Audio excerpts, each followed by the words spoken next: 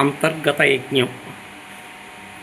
మనలో చాలామందికి ఏదో ఒక రంగంలో సహజమైన ప్రతిభ ఉంటుంది. అయితే ఆ ప్రతిభను నైపుణ్యంగా, దక్షతగా, చివరికి అసాధారణ సామర్థ్యంగా మార్చేది మాత్రం క్రమశిక్షణ. ముడి బంగారం దానంతటదే ఆభరణం కాలేదు. దానికి అగ్ని, సంస్కారం అవసరం. అలాగే క్రమశిక్షణ అనే తపజ్ఞిలో ప్రతిభ అనే బంగారం మెరుగులు దిద్దుకొని సామర్థ్యం ప్రకాశిస్తుంది. పరమాత్ముడు ప్రతిభను వరంలా ప్రసాదించవచ్చు, కానీ దాని పరిమళ భరితమైన దివ్య కుసుమంలా వికసింపజేసే మన అంతర్గత క్రమశిక్షణ. తపస్సు లేకుండా సిద్ధి లేదు, అభ్యాసము లేకుండా ప్రావీణ్యం లేదు, నియమము లేకుండా జ్ఞానము నిలవదు. మనకు ఎంత ప్రతిభ ఉన్నప్పటికీ ఇంద్రియ నిగ్రహము, నిరంతర సాధన లేకపోతే ఆ ప్రతిభ ఫలించదు. అర్జునుడు సహజ ప్రతిభావంతుడే, కానీ అతన్ని సాటిలేని విలుకాడిగా నిలబెట్టింది నిరంతర సాధన. ఒకసారి రాత్రివేళ భోజనం చేస్తుండగా వెలుతురు లేకపోయినా చెయ్యి సహజంగా నోటి దగ్గరకు చేరుతున్నదని గమనించాడు. ఆ తక్షణమే అభ్యాసం వల్ల చీకటిలో లక్ష్యాన్ని ఛేదించవచ్చు అనే ఆలోచనలో అతనిలో మిగిలింది. అప్పటి నుంచి రాత్రి వేళల్లో సాధన కొనసాగించాడు.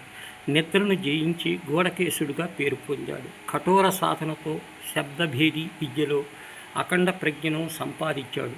క్రమశిక్షణే అతని సవ్యసాచిగా, అసమాన ధనుర్విధిగా, విశారదుడిగా తీర్చబడింది.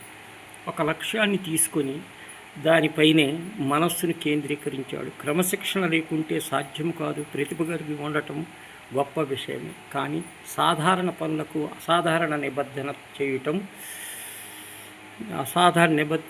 అంతకన్నా గొప్పది. వాస్తవ్యానికి ప్రతిభ లేకపోవటం కన్నా క్రమశిక్షణ లేకపోవటమే పెద్ద సమస్య. విజయవంతమైన వ్యక్తుల జీవితాల్లో మనం చూసేది వారి గెలుపునే, కానీ ఆ విజయానికి మూల్యమైన క్రమశిక్షణ తరచుగా గమనించాలి. ప్రతిభ మనల్ని వేదికపై తీసుకురాగలదు, కానీ ఆ వేదిక స్థిరంగా ఉంచి మన గౌరవాన్ని నిలబెట్టేదే క్రమశిక్షణ. చంచలమైన మనస్సు అదుపు చేసి సహజ ప్రతిభను దక్షతగా మార్చేసి అభ్యాసము, వైరాగ్యము. భగవద్గీతలో కృష్ణుడు చెప్పినట్టుగా అభ్యాసేన తు కౌంతేయ వైరాగ్యేణ చాగృహతే. క్రమశిక్షణతో జీవించటం మొదట్లో కష్టంగానే అనిపిస్తుంది. కొన్ని ఇష్టాలను వదులుకోవాలి, నిరంతరము శ్రమించాలి. క్రమశిక్షణ వల్ల కలిగే తాత్కాలిక అసౌకర్యమా, లేక దాన్ని విస్మరించటం వల్ల జీవితాంతం వెంటాడే పశ్చాత్తాపమా, ఈ రెండింటిలో దేన్ని ఎంపిక చేసుకోవాలన్నది మన వివేకంపై ఆధారపడి ఉంటుంది. క్రమశిక్షణ మనల్ని బంధించే శిక్ష కాదు.